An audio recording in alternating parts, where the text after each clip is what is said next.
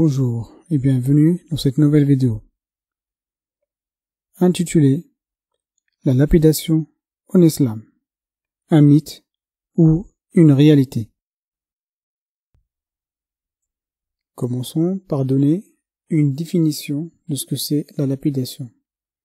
Nous supposerons que la lapidation fait partie de l'islam. Donc, la lapidation concerne les hommes et les femmes mariés accusés d'adultère avec au moins 4 témoins oculaires du geste lui-même. Donc aucune supposition. Il faut être témoin de l'action. Vous allez vite comprendre qu'au réunir toutes les conditions pour appliquer la lapidation reste presque une mission impossible. Je vous invite à fermer les yeux 10 secondes et à imaginer que vous ne savez absolument rien de ce sujet et que vous n'avez jamais écouté d'argumentation d'aucun savant.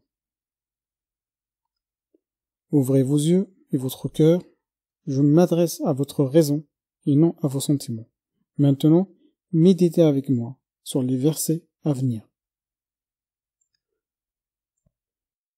Les versets coraniques traitant de la fornication et l'adultère sont révélés dans la sourate An-Nur, lumière, et ils commencent par ce verset. Allah Azza wa Jal dit que cette sourate qu'il a imposée contient des versets explicites et clairs comme la lumière. C'est comme si il nous invite à la consulter en cas de doute ou à la recherche de la vérité. Et ce n'est pas un hasard qu'après cette forte introduction de la sourate An-Nur, le deuxième verset nous parle directement du châtiment de la fornicatrice et le fornicateur. Allah Azza wa Jal nous dit, si vous voulez des versets explicites, alors commençons par celui-là. Nous avons 4 leçons à apprendre de ce verset. La première, Allah Azza wa Jal dit, la fornicatrice et le fornicateur, fouettez-les sans fouet. Il ne distingue pas, marié ou non, jeune ou vieux ou autre. Il traite l'action de la fornication. Le châtiment sans fouet est réservé à l'action de la fornication, indépendamment de l'acteur et de son état. La deuxième leçon, Allah Azza wa Jal demande aux gens qui vont exécuter la punition de ne pas avoir pitié lors de cette exécution de châtiment.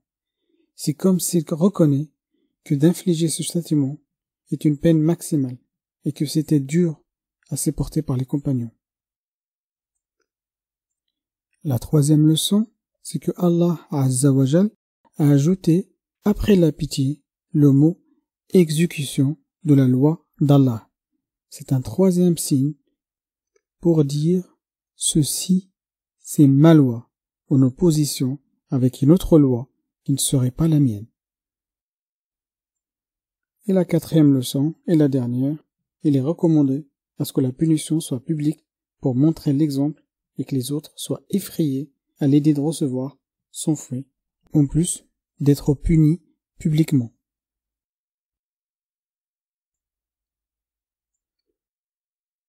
Dans ce quatrième verset, de toujours sourate An-Nur, nous remarquerons qu'Allah Azza wa Jal durcit même les règles d'application de la flagellation de 100 fouets en infligeant 80 fouets à toute personne traitant d'adultère une femme chaste sans avoir 3 autres témoins oculaires avec lui. Ce troisième verset, le 25e de sourate Nisa, parle quant à lui du châtiment des femmes esclaves mariées et qui montre qu'il est égal à la moitié de la punition des femmes libres mariées. Je vous invite à essayer de diviser la lapidation. Par contre, nous pouvons très facilement diviser 100 fouets en infligeant 50 fouets aux esclaves mariés en cas d'adultère. Ce quatrième verset, du 6 au 9 de la sourate An-Nur, traite le cas particulier de al-mula'ana. C'est quand l'époux ou l'épouse est témoin de l'adultère mais ne peut pas avoir les 3 autres témoins. Leur témoignage est alors considéré comme 4 témoignages. Le plus important ici, c'est que le châtiment dans ce verset fait appel au châtiment cité 4 versets auparavant. Comme nous l'avons dit auparavant, cette sourate est une vraie lumière pour nous guider.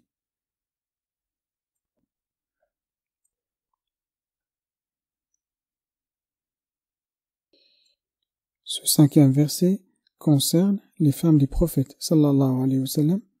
Les savants ont unanimement interprété al-fahisha al-mubayyana dans ce verset par l'adultère. Alors, je vous demande d'essayer de doubler la lapidation. Autre point très important, nous remarquerons que seul le 2e verset de la lumière, an-nur, annonce un châtiment et que tous les autres y font juste référence. Donc, jusqu'au-là, toujours pas de lapidation dans le Coran. Vous allez peut-être me dire, alors, d'où vient la lapidation? Je croyais qu'elle était mentionnée dans le Coran. Eh bien, je vous dirai que la lapidation est un châtiment inscrit dans la sunna, la tradition prophétique.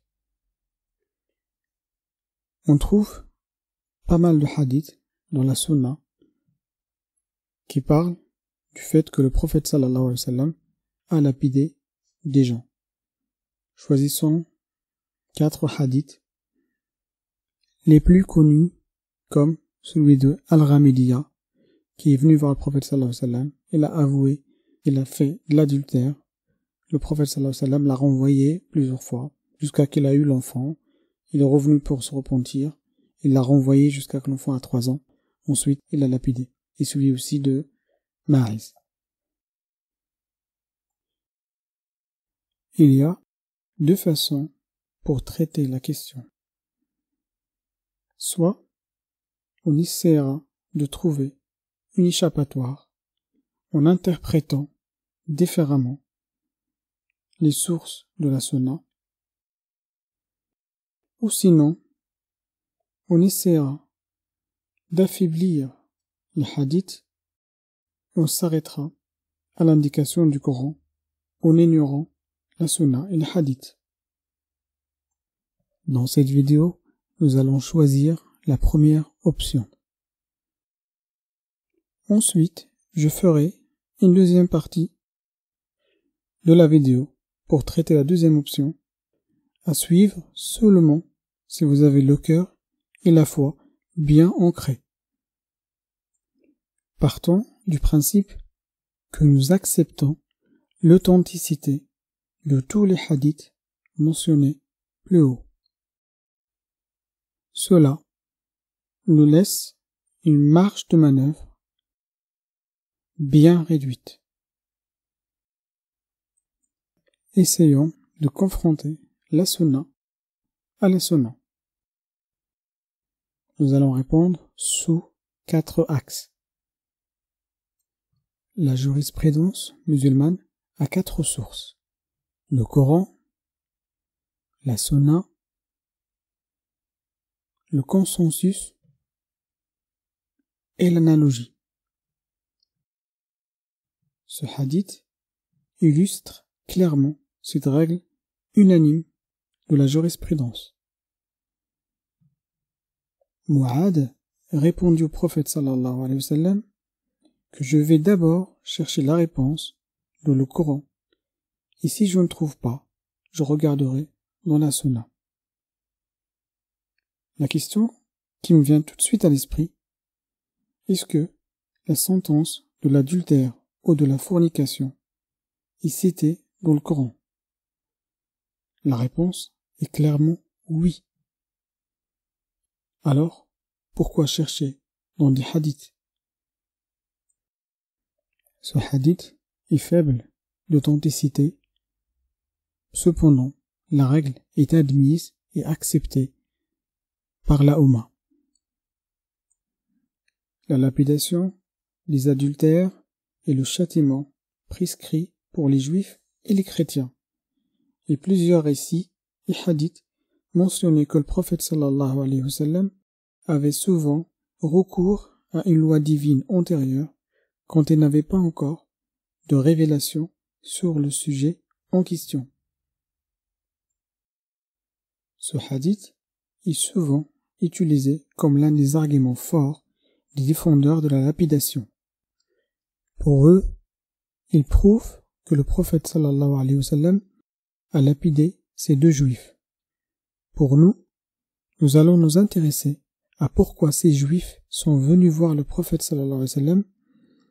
Peut-être qu'ils ont entendu dire que le châtiment de l'adultère en islam est plus clément. Cela prouverait que Surat An-Nur a abrogé la lapidation. Ce verset illustre cette pratique que les Juifs utilisaient pour profiter de la clémence de l'islam sans devenir musulmans. Le prophète sallallahu alayhi wa sallam a peut-être réellement ordonné la lapidation, et c'est forcément avant la révélation de Surat An-Nur. Ce hadith montre que les enfants des compagnons se posaient déjà la question, à l'époque, en découvrant la contradiction entre la pratique de la lapidation et Surat An-Nur, et ils n'avaient pas de réponse. La plupart des hadiths parlent des gens qui viennent d'eux-mêmes se dénoncer au prophète sallallahu alayhi wa sallam pour se purifier. Et de manière systématique, le prophète sallallahu alayhi wa sallam les ignorait, les évitait, les renvoyait chez eux pour ne pas appliquer le châtiment. Cela prouve clairement que la lapidation n'était pas une loi divine, mais un ijtihad, un effort de réflexion prophétique. Car, quand il s'agit de lois et de droits divins, nul n'a le droit d'intercéder à shafa'a. Ce hadith illustre clairement ces propos. Il montre qu'une loi prescrite est un droit divin et on ne peut pas la pardonner. Cette règle est unanime et toute la Ummah est d'accord que la peine prescrite est un droit d'Allah. Personne ne peut l'annuler, ni prophète, ni gouverneur. Nous avons vu que la lapidation n'existe pas dans le Coran. Nous avons pris le choix de prendre quelques hadiths et d'y répondre par des hadiths. Dans la deuxième partie de cette vidéo, nous allons avoir un regard beaucoup plus critique sur la sunna. Cette vidéo est terminée. S'il vous a plu, n'hésitez pas à la liker et à la partager avec vos connaissances. Je vous invite également à vous abonner et à laisser des commentaires constructifs.